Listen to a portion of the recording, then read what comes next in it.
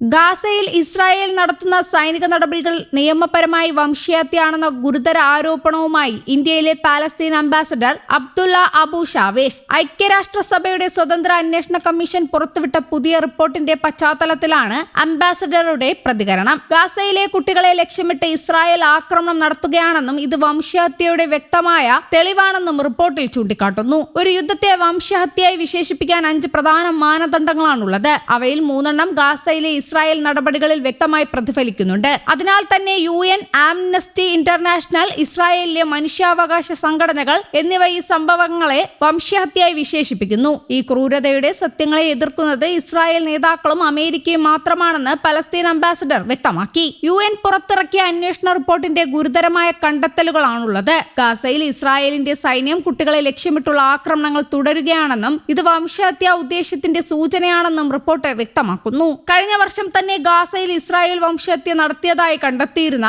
Commission പുതിയ റിപ്പോർട്ടിൽ കുട്ടികൾ നേരിടുന്ന ദുരന്തത്തെ പ്രത്യേകം എടുത്തുകാട്ടുന്നു. ഗാസയിൽ കഴിഞ്ഞ 8 മാസത്തിനിടെ നടന്ന ആക്രമണങ്ങളിൽ 1000-ലധികം പലസ്തീനികൾ കൊല്ലപ്പെട്ടതായി റിപ്പോർട്ടിൽ പറയുന്നു. ഇവരിൽ 250-ലധികം പേർ കുട്ടികളാണ്. ആരോഗ്യ മന്ത്രാലയത്തിന്റെ കണക്കുകൾ പ്രകാരം ഗാസയിൽ കൊല്ലപ്പെടുന്നവരിൽ ഏകദേശം 30% കുട്ടികളാണെന്ന് റിപ്പോർട്ടിൽ വ്യക്തമാക്കുന്നു. കുട്ടികളെ സംരക്ഷിക്കേണ്ട അന്താരാഷ്ട്ര നിയമങ്ങൾ ഇസ്രായേൽ ലംഘിക്കുന്നുവെന്നും കമ്മീഷൻ ആരോപിക്കുന്നു.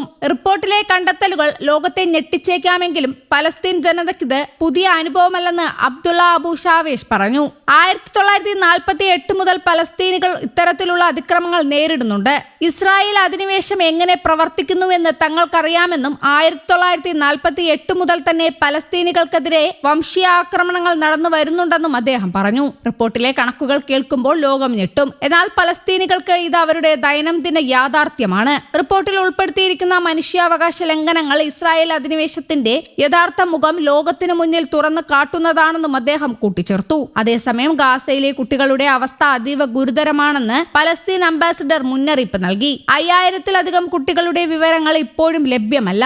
അവർ കാണാതായവരോ കുടിയൊഴിപ്പിക്കപ്പെട്ടവരോ ആകാം. അവരിൽ ഭൂരിഭാഗവും കൊല്ലപ്പെട്ടിട്ടുണ്ടാകുമെന്നാണ് ഭയക്കുന്നതെന്നും അദ്ദേഹം ആശങ്ക പ്രകടിപ്പിച്ചു. ഗാസയിലെ ആശുപത്രികൾ, ആരോഗ്യ കേന്ദ്രങ്ങൾ, പ്രസവ പ്രത്യുൽപാദന ആരോഗ്യ സേവനങ്ങൾ എന്നിവയെ ലക്ഷ്യമിട്ട് ഇസ്രായേൽ ആക്രമണം നടത്തിയതായി UN റിപ്പോർട്ടിൽ ആരോപിക്കുന്നു. ഇത്തരം ആക്രമണങ്ങൾ കുട്ടികളുടെ ശാരീരികവും മാനസികവുമായ ആരോഗ്യത്തെ ദീർഘകാലത്തേക്ക് ബാധിക്കുമെന്നും റിപ്പോർട്ട് മുന്നറിയിപ്പ് നൽകുന്നു. UN റിപ്പോർട്ടിലെ ആരോപണങ്ങൾ ഇസ്രായേൽ ശക്തമായി തള്ളിക്കളഞ്ഞു. ഇസ്രായേൽ വിദേശകാര്യ മന്ത്രാലയം റിപ്പോർട്ടിനെ പ്രചാരണ രേഖ എന്നാണ് വിശേഷിപ്പിച്ചത്. ഐക്യരാഷ്ട്രസഭയിലെ ഇസ്രായേൽ പ്രതിനിധി ഡാനി ഡാനോൺ റിപ്പോർട്ട് രാഷ്ട്രീയ ലക്ഷ്യത്തോടെ തയ്യാറാക്കിയതാണെന്ന് പ്രതികരിച്ചു. അതേസമയം ഗാസയിൽ കഴിഞ്ഞ വർഷം ഒക്ടോബറിൽ അമേരിക്കയുടെ പിന്തുണയോടെ നിലവിൽ വന്ന വെടിനിർത്തൽ കരാർ സംഘർഷം പൂർണ്ണമായി അവസാനിപ്പിച്ചിട്ടില്ലെന്ന് UN റിപ്പോർട്ട് വ്യക്തമാക്കുന്നു. ആക്രമണങ്ങളുടെ തോത് കുറഞ്ഞെങ്കിലും യുദ്ധ സാഹചര്യം തുടരുകയാണെന്നാണ് കമ്മീഷന്റെ വിലയിരുത്തൽ. ഹമാസ് സംഘടന വെടിനിർത്തൽ വ്യവസ്ഥകൾ ലംഘിച്ചുവെന്നും ആയുധങ്ങൾ ഉപേക്ഷിക്കാൻ തയ്യാറായിട്ടില്ലെന്നും ഇസ്രായേൽ ആരോപിക്കുന്നു.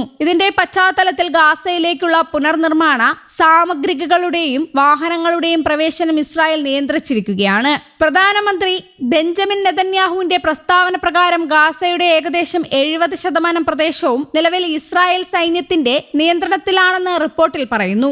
അതേസമയം അന്താരാഷ്ട്ര സമൂഹം സമാധാന ശ്രമങ്ങൾ ശക്തമാക്കണമെന്ന് പലസ്തീൻ നേതൃത്വം ആവശ്യപ്പെട്ടു. ഗാസയിലെ യുദ്ധ സാഹചര്യം ദിനംപ്രതി ഗുരുതരമാകുന്ന സാഹചര്യത്തിൽ UN റിപ്പോർട്ട് വീണ്ടും ഇസ്രായേൽ പലസ്തീൻ സംഘർഷത്തെ ആഗോള ചർച്ചകളുടെ കേന്ദ്രത്തിലേക്ക് കൊണ്ടുവന്നിരിക്കുകയാണ്. കുട്ടികളുടെ ജീവൻ, മനുഷ്യാവകാശങ്ങൾ, അന്താരാഷ്ട്ര നിയമങ്ങളുടെ പാലനം എന്നിവയെക്കുറിച്ചുള്ള ചോദ്യങ്ങൾ കൂടുതൽ ശക്തമാകുകയാണെന്നാണ് നയതന്ത്രജ്ഞരുടെ വാദം.